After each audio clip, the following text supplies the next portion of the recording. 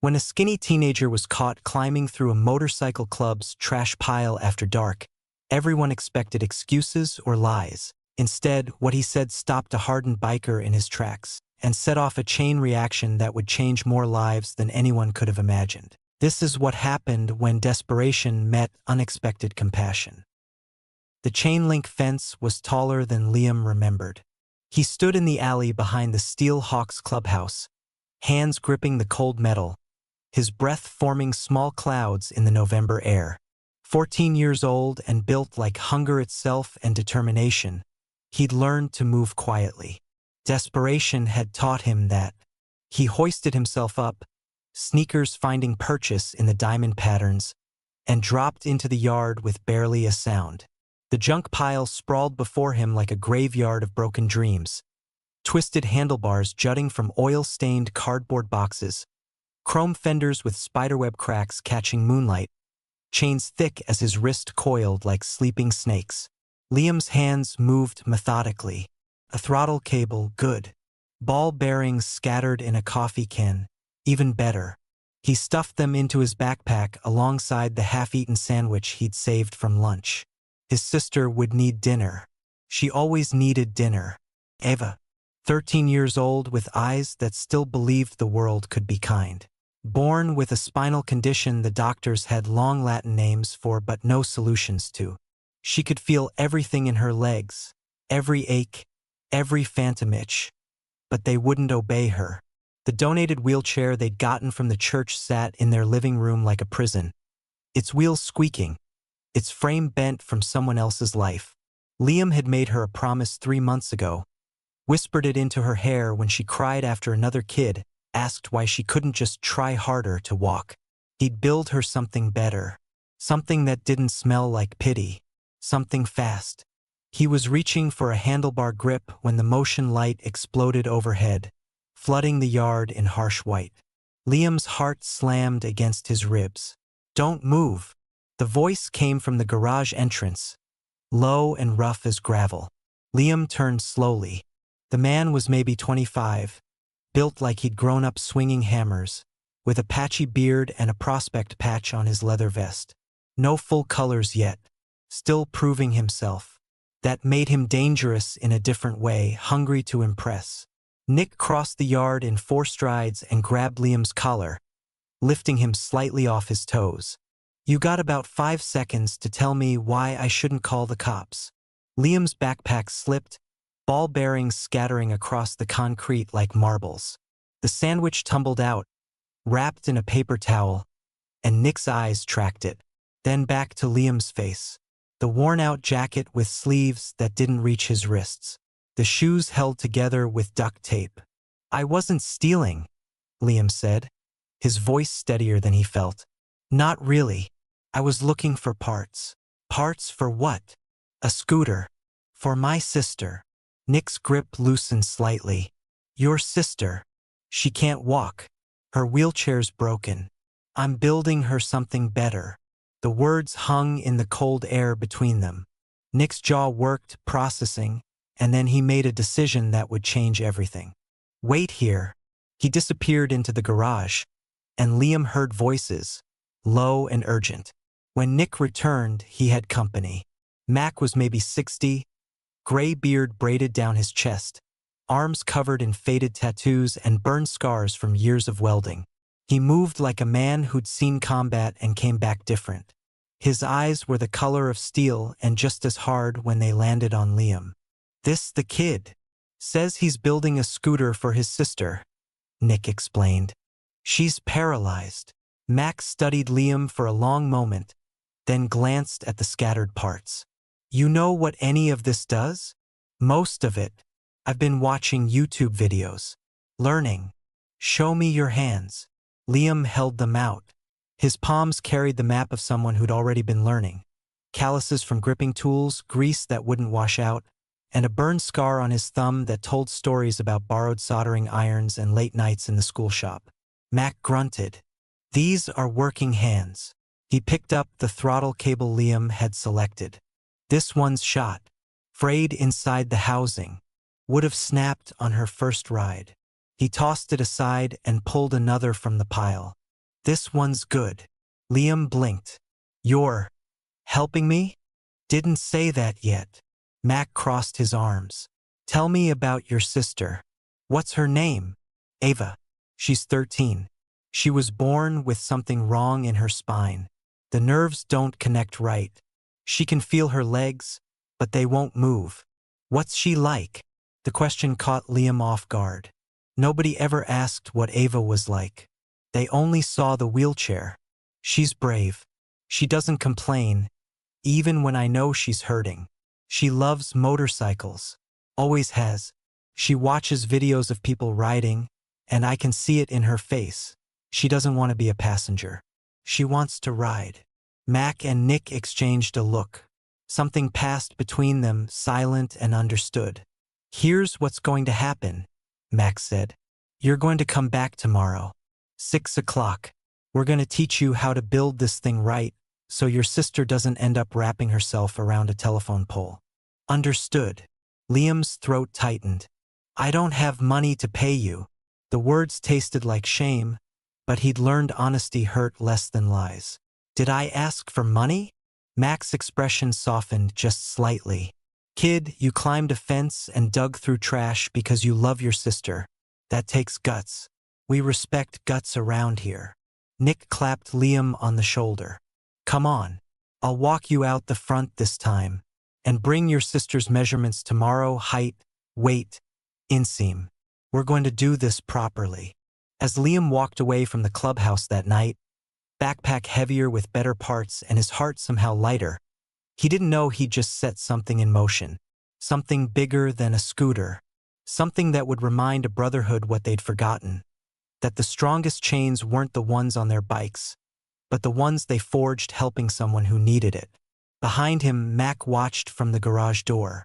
That kid's got something, he said quietly. Nick nodded. Yeah, he's got heart. Let's make sure he's got help too. The clubhouse smelled like coffee, motor oil, and decades of cigarette smoke baked into the walls. Liam arrived at exactly 6 o'clock the next evening, Ava's measurements scribbled on a wrinkled piece of notebook paper. He stood outside the bay doors, uncertain, until Mac waved him in with a grease-stained hand. You're on time. Good. Nick, get the kid some gloves. Can't weld with bare hands unless you like the smell of burning flesh. The workspace had been cleared. A scarred workbench held tools Liam had only seen in videos. Torque wrenches, pneumatic drills, a MIG welder that hummed with barely contained power. And in the center, mounted on a frame stand, sat an old mini-bike chassis. Stripped down to bare metal, rust-spotted but solid. Trigger dropped this off an hour ago, Nick explained, handing Liam a pair of worn leather gloves. Said he used to race these things back in the 70s before he lost his leg in a wreck. Figured your sister could give it a second life. Liam ran his fingers over the frame. This is perfect. It will be when we're done with it. Mac fired up the welder, blue sparks cascading. First lesson, metalwork is like trust. Rush it and it breaks under pressure. Take your time, do it right, and it'll hold through anything. They worked until midnight that first night.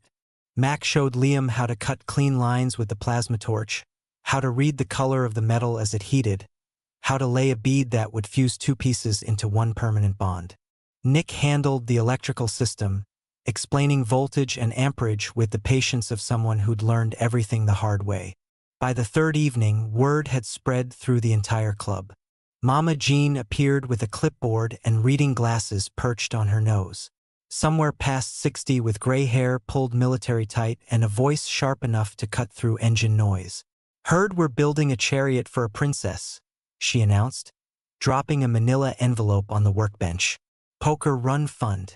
Over $2,000 nobody's touched in years. Figure it's better spent on batteries and motors than gathering dust in my filing cabinet. Liam stared at the envelope. I can't. You can and you will. Don't insult me by arguing. She softened slightly. My daughter had muscular dystrophy. Died when she was 16. Would have given anything to see her ride something like this. She cleared her throat roughly. Make it count, kid. The project consumed them. Jinx, the club's tattoo artist with sleeves of ink and a steady hand, taught Liam how to use an airbrush. They practiced on scrap metal until Liam could lay down smooth gradients, then moved to designing flames that would lick across the fenders like frozen fire. But the real turning point came on the 8th night, when Kane finally showed up. The club president was a mountain of a man, 6'4" with knuckles that had broken more noses than he could count. He ran the Steel Hawks with iron discipline and rarely spoke unless it mattered. Members straightened when he entered a room. Prospects scattered. He found Liam hunched over the frame, wire brushing rust from the axle housing. Kane watched silently for 5 minutes before speaking. "You're Liam." It wasn't a question. Liam nodded, not trusting his voice.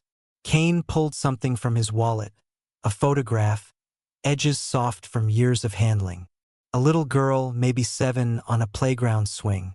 Blonde pigtails and a gap-toothed smile that could light up darkness. "That's Emma. My daughter." Kane's voice was gravel and regret. "Lives in Oregon with her mother. I see her twice a year if I'm lucky. Last time I called, she didn't want to talk to me." Liam didn't know what to say. Kane didn't seem to expect a response. "Her mom says I'm a bad influence. Says Emma's better off forgetting I exist." He traced the edge of the photo with a scarred thumb. "Maybe she's right, but I keep thinking, if I could do something good, something that matters, maybe Emma would see it. Social media, news, whatever. Maybe she'd know her old man's not just the guy who walked away." He looked at the scooter frame, then back at Liam. "Make this thing incredible. Make it so badass that when Ava rides it, people take pictures. They share videos. They talk about it." His voice cracked, just barely. "Make it something my daughter might see and think, maybe my dad helped build that. Maybe he's not all bad." Kane pressed a thick fold of hundreds into Liam's hand, enough for the chrome package and then some. Chrome package. LED lights. Whatever makes it shine. Then he walked out before Liam could thank him. Mac appeared at Liam's shoulder. "Kane doesn't talk about Emma. Ever. You just witnessed something rare." "Why'd he tell me?" "Because you remind him what he's lost. And maybe what he could still save." Mac clapped him on the back. "Come on. Let's build something worth remembering." The clubhouse became a second home. Liam arrived every day after school. Homework finished on the bus. Dinner skipped or eaten standing up between soldering joints. The Steel Hawks rotated through, each contributing something. Diesel welded the support brackets, wrench machined custom wool hubs. Even Church, the club's treasurer who rarely left his office, sourced a lithium battery pack from a contact in Detroit. The scooter took shape like a promise being kept. Matte black paint, chrome handlebars with rubber grips, red flames that seemed to move in the light. And across the frame, in elegant script that Jinx spent 6 hours perfecting, Ava. Nick earned respect he'd been chasing for months.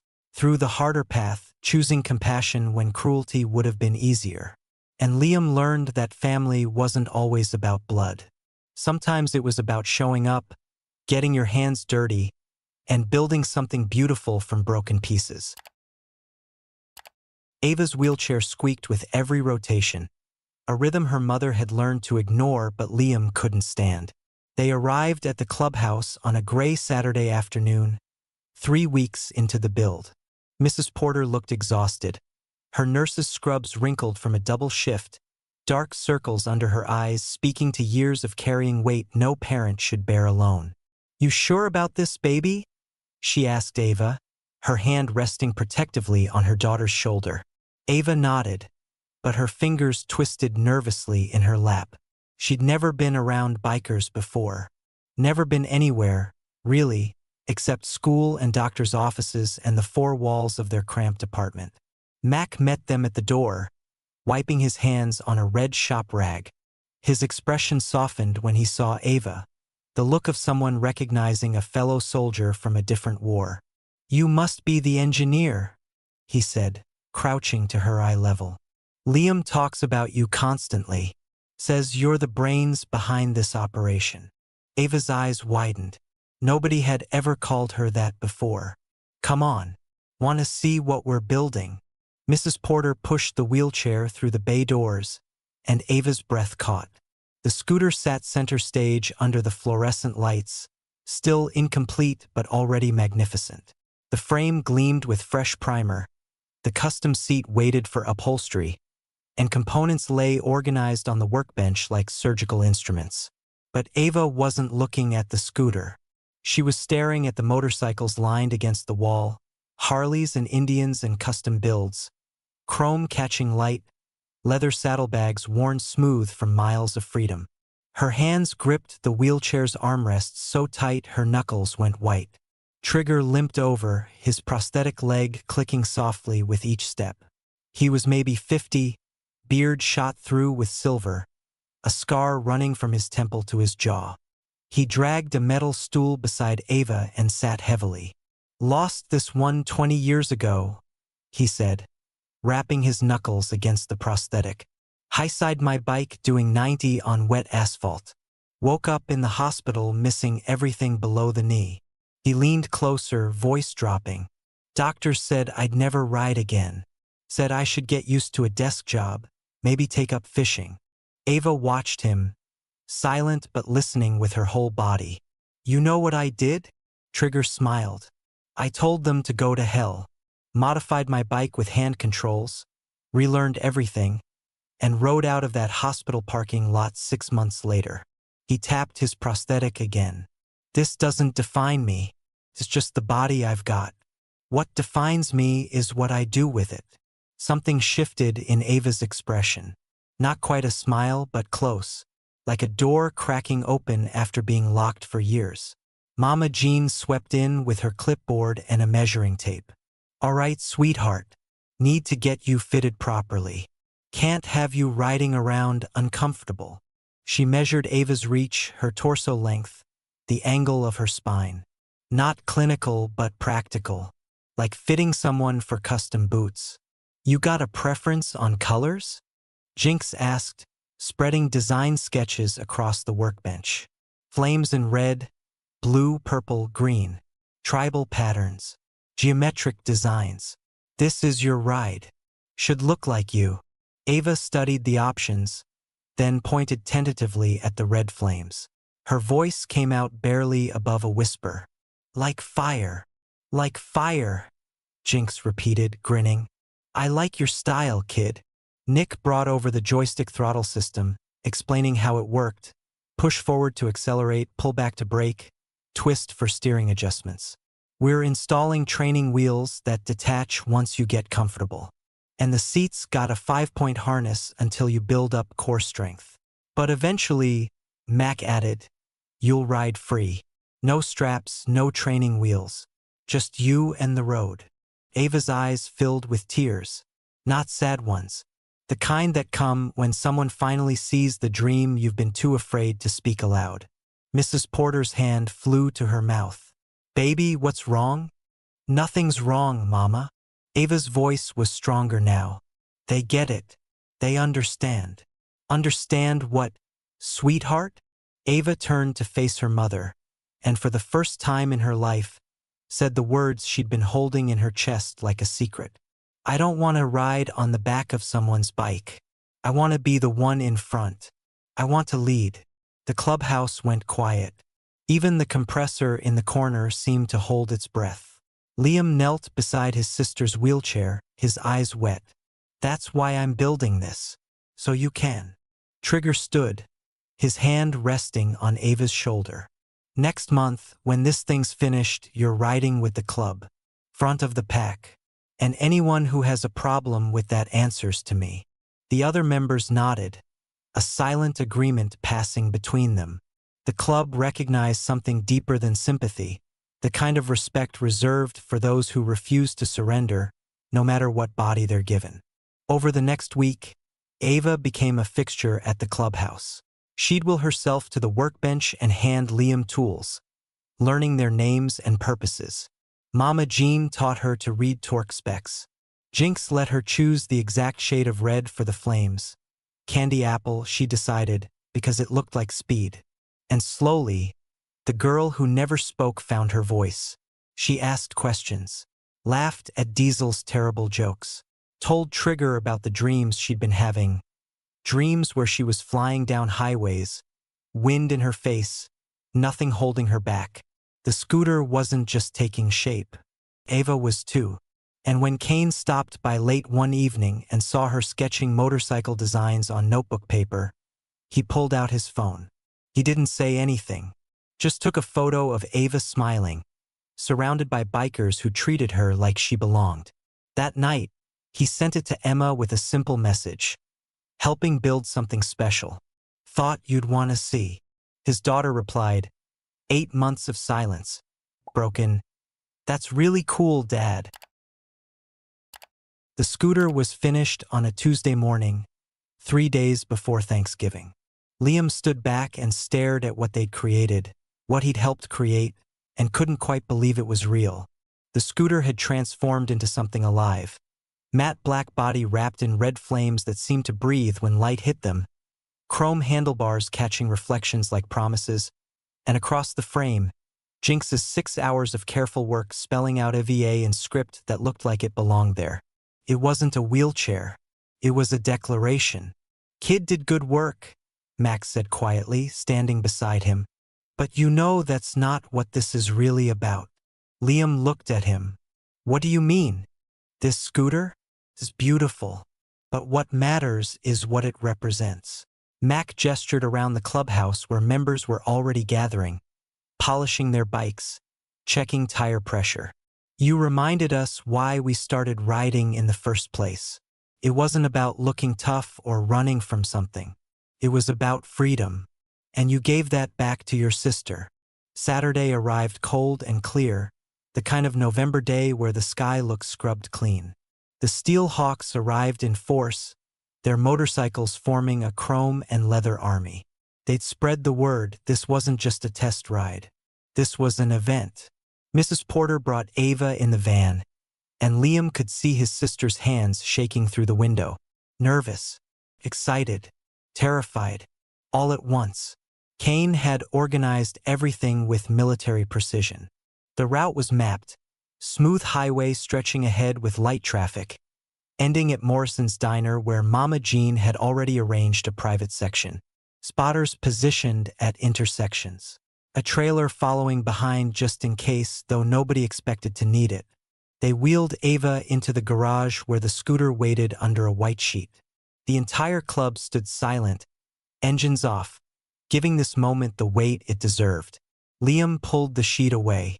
Ava's hands flew to her face. She stared, lips trembling, unable to form words. The scooter gleamed under the overhead lights like something from a dream she'd been too afraid to have. Is that? She couldn't finish. It's yours, Liam said, his voice thick. Every piece. Built for you. Trigger and Mac helped her transfer from the wheelchair to the scooter seat. They adjusted the harness, showed her the controls one more time, tested the responsiveness. Ava gripped the handlebars like they were the only solid thing in a spinning world. You ready? Nick asked, handing her a helmet, custom painted to match the scooter, her name airbrushed across the back. Ava's eyes swept across them all, her mother crying openly, Liam's face barely holding together, and the brotherhood of bikers who'd poured everything into making this moment real. I'm ready. The procession rolled out slowly. Ava in front, tentative at first, the training wheels barely touching asphalt. Behind her, 50 Harleys rumbled like controlled thunder, keeping pace, protective and proud. The sound was massive, a wall of noise that announced something important was happening. Within blocks, Ava's tentative grip transformed. She pushed the throttle forward and the scooter responded like it had been waiting for her command. Her grin widened until it threatened to split her face entirely. By the highway entrance, she'd found her rhythm. And then she opened it up. The electric motor hummed as Ava leaned into the wind, her hair whipping from beneath the helmet. The Steel Hawks roared behind her, not leading, not carrying, following. Respecting, celebrating. People on the sidewalk stopped and stared. Some pulled out phones, recording this impossible sight. A girl who couldn't walk leading a motorcycle club down the highway like she'd been born to do exactly this. Cars honked in support. A kid in a pickup truck leaned out his window